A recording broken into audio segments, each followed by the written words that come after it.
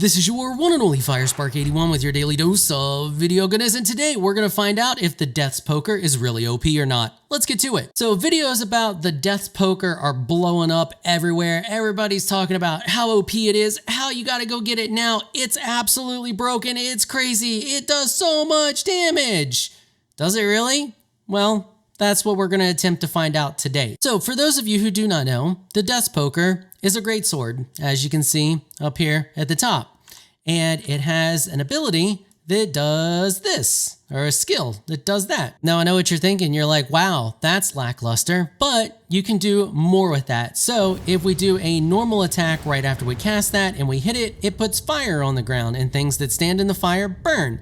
And if we do this and we do a heavy attack with it, well, nope, I failed. Let's try this again. And we do a heavy attack with it, we do an explosion.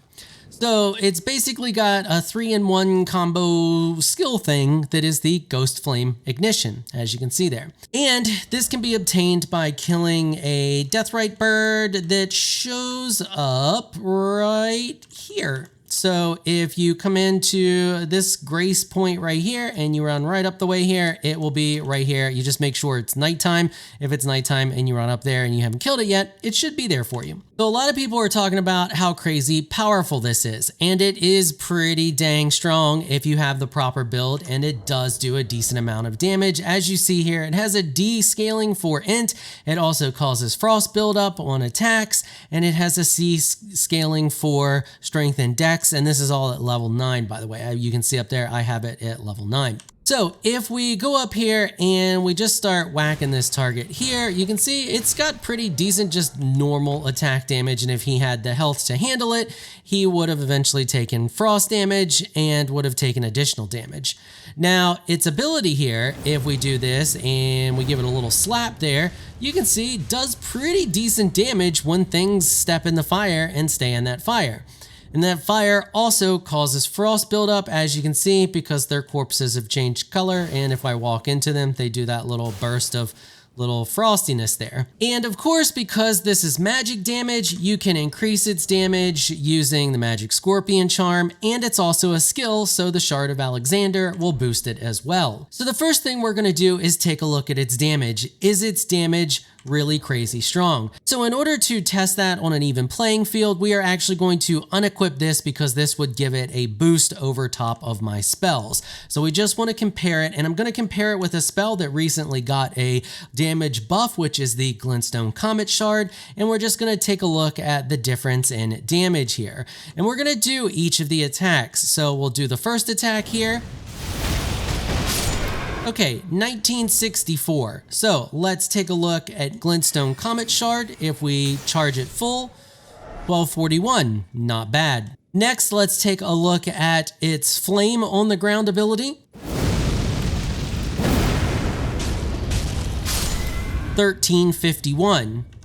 Once again, Glintstone Comet Shard, fully charged, 1241. So it is outperforming the Glintstone Comet Shard. Next up, let's test out its explosion and see what kind of damage it does. So once again, the Glintstone Comet Shard was 1241. So here we go. And we got 1190 out of that, 1190. So let's see if we can get a little bit closer, maybe get a little bit more damage if we're closer. Nope, 1190. So a fully charged Glintstone Comet Shard actually outperforms the explosion at 1241. So the next thing we're going to take a look at is timing, because it takes a decent amount of time to do that. There's a lot of animation there. And if you look at a side-by-side comparison of that and a fully charged Glintstone Comet Shard, the Glintstone Comet Shard fully charged is actually faster.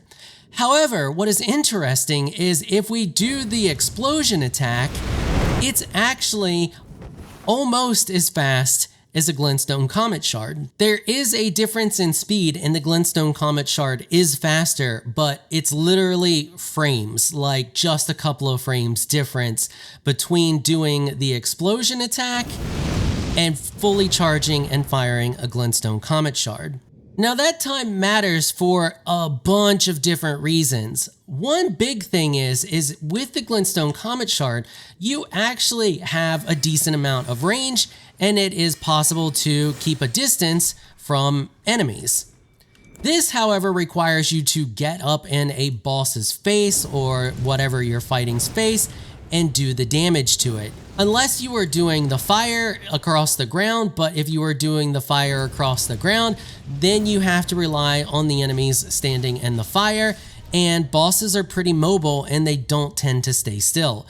Little guys like this, yeah, you can line them up and they're pretty dumb, and a lot of times they'll just get in the flames and stay in the flames. However, bosses are a different story. Now the damage on this thing can actually get pretty high with very little effort here. If we come over here and we will equip this, and we're actually going to see a really nice damage boost equipping that. We're going to proc the golden vow, and then we are going to swap over and use my flask, which is going to boost all of my magic damage. And if we come over here to these little guys here and we do the explosion, you can see 1888. That's not bad. That's pretty decent damage. If we swap over to this and we do a fully charged glintstone comet shard, 1712.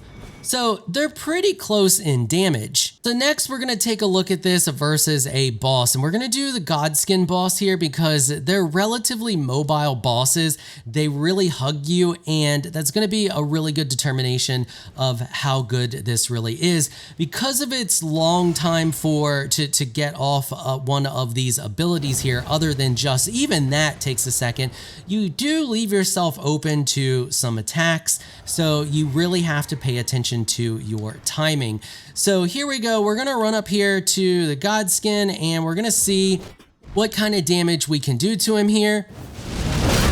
So once again, I'm really bad with timing. So if you are like me and you're terrible with timing attacks and knowing when to attack, this probably isn't a very good weapon for you. But you can see we did do a lot of damage to this guy, and he has now got the chill effect on him, so he's going to take increased damage. So now we could get in here and, well, once again, timing's really off there, but you can see we did do a lot of damage to him. All right, so now let's take a look at this fight using the glintstone comet shard and to see what the difference is. So using this, we can actually get back away from him and keep our distance and just peck at him. And you can see there, we already got him going into his little like raise up explosion dealy, and now he's about ready to do the wheelies here. But with the glintstone comet shard, you can see it was pretty quick there to do the damage to him, and I wasn't even fully charging it. Now the Godskins are challenging bosses to fight, but we're going to take a look at an even more challenging boss and what the two of these things look like trying to fight this boss. This is one of the harder bosses for me specifically. Some people may not have a problem with it. For me, I find it really challenging. He doesn't leave a ton of gaps for you to attack him in, and he's very, very, very mobile. So we're just going to kind of wait for our timing here, and here we go. Let's see if we can get him in some fire. And there we go. So we got him in the fire. He's taken decent damage here. Let's see if we can get him again. I find that the fire here to be the best one to use for him because he'll stand in it and it's a little bit easier for me than the explosions. Once again, it's going to vary depending on how good you are at this game. There are some people that could probably do this boss with a club, but you know, it's different. So if you, once again, this is one of those situations where if you're bad at finding your timings when you're supposed to attack, this may not be the best option for you as a weapon. As you can see, it does do decent damage. I got caught up in that. Don't judge my boss fighting skills. I'm not good with these style weapons. But anyway, as I was saying, as you can see there, we did a lot of damage to him relatively easy. So you cannot deny that this thing can definitely put out some serious damage relatively easily. All right, so now we're going to take a look at that same fight using the glintstone comet shard. so that you can see the difference in damage and compare the two together. So we're gonna let him get his initial running out of the way, slap me around a little bit because I don't know how else to deal with this nonsense. Okay, here we go. So now we can just start chugging at him a little bit there, and he's already doing that nonsense. And now we're gonna get hit by that because I don't know how to get out of that. And we will heal and continue to just go to town on him here. And look at the damage that we've already put out there. Like, we've already almost killed him, and he's going into his next phase of combat here, just using the glintstone comet shard. So is the Death's Poker OP? No, I don't think so. Is it a good solid weapon that puts out a ton of damage? Yeah, it puts out really good damage. However, it takes time to wind up to do the spell. The spell is also essentially melee range because to get the most out of it, you need to do the explosion, as we saw with the damage difference there. Once again, a little refresher there. Hitting that does 1368, and doing the flame across the ground does 1354. So you're getting more damage doing the explosion, especially, I mean, I think when we had all of the buffs, it was like 1888, if I remember correctly, which is really good damage. So it does put out a ton of good damage, but so does the glintstone comet shard with the buff that it just recently got. Now, there is the situation of mana use. If we just do its basic ability there, and we take a look at our stats, it uses 15 mana, and the mana use on the comet shard is 19. So it's less mana to use this ability than it is to cast the comet shard, but the DPS on the comet shard is higher, which pays off when it comes to a boss fight because you can only cast this so fast, and you have to be in close range, and you have to wait for timing because you have to be at close range. Where with something like the comet shard, you can be at a distance. You don't really have to worry about timing as much if the boss can't get to you to attack you, and you can fire off a bunch of rounds and just keep your distance. I don't really think that it's an OP weapon. I think it's a really good, strong option for melee weapon, but you're not going to nuke bosses with it any faster than you are if you're built as a caster. You're not going to nuke bosses with it any faster than you are with something like a glintstone comet shard. So OP, no. Broken? No. Good weapon? Yes. Let me know what you all think about these findings down in the comment section. Do you think it's OP and broken? Is there something that I'm missing that actually causes this to be a broken weapon? Let me know down in the comment section. Well, hopefully you all found this video helpful and informational. If you did, consider hitting the subscribe button and notification bell so you can be notified when I upload other videos. I want to give an absolute massive shout out and thank you to my supporters on Patreon for making this episode possible. Y'all are absolutely amazing people. If you would like to join my Elite Crew Patreon supporters, please check out the link in the description below. If you enjoyed this video, please leave a comment down below. Let me know what you thought. If you're shy, you don't like to comment, just hit that thumbs up button and share your support. Until next time, thanks for watching.